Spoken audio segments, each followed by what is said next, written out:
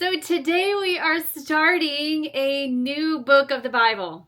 Oh my goodness. This is starting the book of Daniel, and there's not a ton that we know about Daniel, but we do know some key things that can really help us live our lives. And even though there's, not a ton that we know from like historical standpoint, but Daniel is shown up in stories with children and children's ministries and all of that. I mean, we know those key moments about Daniel. And so today's devotion is called Prayer Over Panic. And we're on day 43 of 365 days of walking through the Bible alphabetically. And we're starting the D books. And today is also February 12th, if you are following along on the dates. So today's morning rinse is Daniel 1 through 3. So go ahead and read those, and then we'll come back. So the featured verse today is Daniel 2, 17 and 18. Then Daniel went to his house and informed his friends, Hananiah, Mishael, and Azariah about the matter, so that they might request compassion from the God of heaven concerning this mystery, so that Daniel and his friends would not be destroyed with the rest of the wise men of Babylon. So just a little bit of information. The first 6 chapters of Daniel are primarily about his history, and they're really setting up who Daniel is. We'll read about moral issues and stuff like that. But then the last 6 chapters are dealing with the prophecies that are concerning the times of the Gentiles. Except for chapter 2, there's a prophecy in there, but that's kind of how Daniel is broken up. Again, we don't know a ton about Daniel, but yet we can learn a lot. Verse 1-3, chapter 1, verse 3, indicates probably that he was from a royalty bloodline, and he was very influential. I mean, he influenced the king, and God even calls him highly esteemed.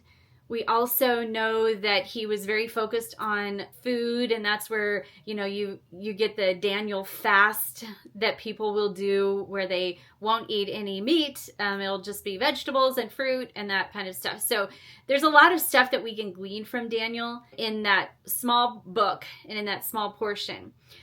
So we can kind of relate, even though we haven't been in any kind of life-threatening situation. But have you ever been in a life-threatening situation? Or if it's not life-threatening, maybe there's an emergency that caused some panic to the natural eye. Well, we know that Daniel had multiple conflicts in his life. We've got the fiery furnace that we read about today, which he wasn't actually in the fiery furnace, but his friends were.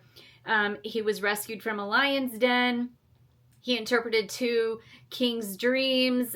These are all in the book of Daniel. And out of all those conflicts, Daniel was found 10 times better than all the magicians and all the conjurers. It says that in our morning rinse today. And Daniel was in this emergency type of scenario that I talk about when King Nebuchadnezzar had a very troubling dream. And so what King Nebuchadnezzar did was he called all of the magicians and the Chaldeans and the sorcerers for an interpretation of this dream.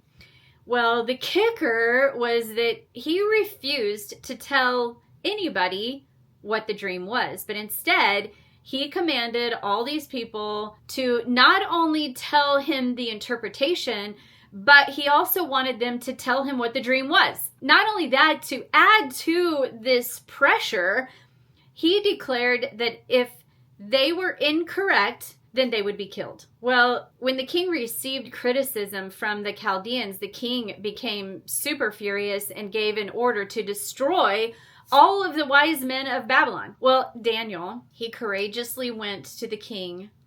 And mind you, he was set in a position of influence. So he courageously asked the king, hey, would you give me some time before you set this decree in motion, before you enforce this decree? Can I have a little bit of time to just go off and maybe pray or whatever? I don't know how he asked him that, but he asked for more time. And when the king granted him that request, Daniel went to inform his friends what was going on. I wonder if Daniel ran to his friends. I wonder how fast he made it there to that house. Was he panicked? Was he very concerned? Like, what kind of mental and emotional and spiritual state was Daniel in that moment? Like, I'm going to die if this doesn't come to fruition. If I can't say what this dream was and what the interpretation was, I'm going to die. Or was he very calm and collected and full of faith and realized that God was the author of his life and he was a man of faith? And I have to admit, I would not be calm. I most likely wouldn't be collected. I mean, knowing that death was lurking at my heels for both myself and my friends and many, many people who I was around, there's a lot of pressure that would fall on my shoulders, knowing that I might be the only one who could interpret this dream. Well, it is apparent that these friends were his accountability partners. They did life together. They prayed with each other. And these men mentioned are Shadrach, Meshach, and Abednego. And these accountability partners, Shadrach, Meshach, and Abednego, these are the same men that were mentioned in today's featured verse. In Daniel 1:7, the king changed their names, and they are also the same friends that later get thrown into the fiery furnace together. These men faced death multiple times together, and these are the first men that Daniel went to go and confide in. To the naked eye, life-threatening situations literally have the potential to destroy us. Logically speaking, it does not make sense to remain calm. I mean, it just does not make any sense. However, having strong and deep prayer partners can keep us focused on God, and they can elevate our faith, and they can keep us calm. And I doubt that any of these men were overly thrilled about facing death. And I am sure that since they had been in prayer for each other, that panic did not override their faith. This faith carries into the conflict that they faced. I mean, multiple times Daniel faced conflict. And in our morning rinse, we see this again, where the friends faced conflict as well in the fiery furnace. And yet, I'm sure that they called on Daniel to help them out.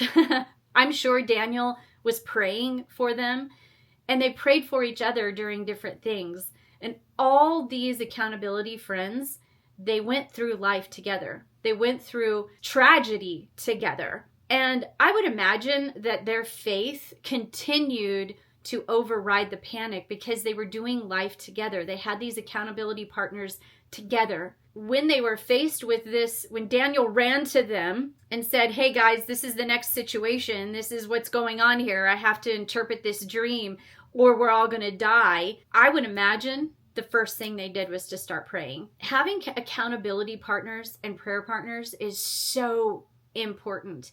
Having friends who love on you enough to do life with you through the thick and the thin is so important.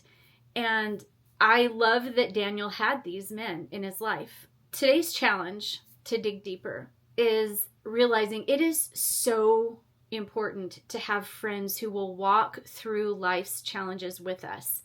And I'm not talking about, I know that a lot of people who are watching this have a spouse that they, do life together, but I'm talking about friends that you can expand outside of spousal relationships, men and men, women and women, or if you're in life groups together and you have marriage, relationships like a marriage life group, whoever that is, it's so important to have these accountability friends in your life. So your challenge is ask God who he wants your prayer partners to be. And I want you to prayerfully consider having at least 3.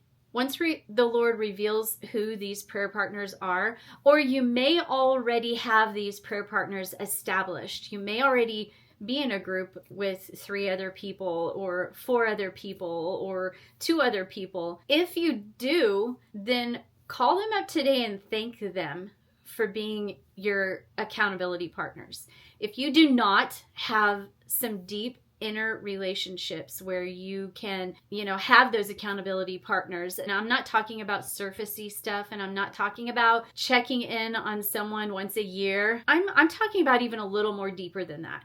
Friends that you can really confide in and help grow each other. Iron sharpens iron. And also too, those friends who are going to call you out on things, call you out when you're acting silly, call you out when your morals and your standards may be a little less than what maybe God would want for your life. I mean, sometimes we have blind spots. We should have friends who will point out those blind spots to us, because we cannot see all those blind spots all the time. And if we don't listen to our friends, then we could get into a little bit of challenging situations.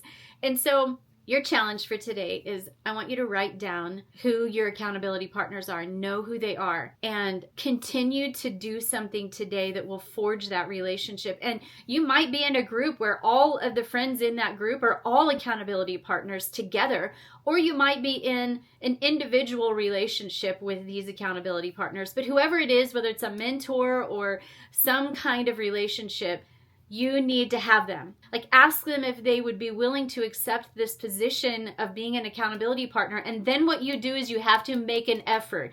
You have to make an effort to continue to mold and make that relationship. I'll give you a real life example. I love the app called Marco Polo. If you have not actually delved into it, it's an app where you can talk to people in a video type of a way, and then that person can come at their own convenience and watch the video, and you can have this conversation going on for years at a time. And I've been using Marco Polo with some friends for quite a while, and we do life together. That's kind of like our individual Zoom in a way, but use apps like that would help you continue to forge your relationships. And I'm just encouraging you, because like our title today, Prayer Over Panic, we have to have people in our lives that are going to help us remain calm in those emergency or hard situations, to where that if we have an instinct to become panicked, we have some friends who are going to surround us with prayer, because we all need to have people who are going to calm us down. So I'm encouraging you, today's challenge is to really hone in on those people. And then tonight, in your evening reflection, pull out your journal and write down who those accountability partners are, who those prayer partners are. Write them down. And in a year from now, when you are pulling out your journal, or later on, and you might be able to add a few people to your accountability list. But whoever they are, write them down. And make sure that you make that relationship a priority, so that when those life-altering situations or those emergency situations come, you're already grounded in prayer, and you're already grounded in having relationships that are godly, that are going to strengthen your faith and move you forward in life. I hope today encouraged you. I really, really want to hear your thoughts on, do you have a prayer partner already? Do you have an accountability group already? And if you do, what kinds of things do you do that help forge that relationship? If you don't already have the devotional, go to my show notes or Anita Cordell, as well as you can pick up your copy of the companion journal.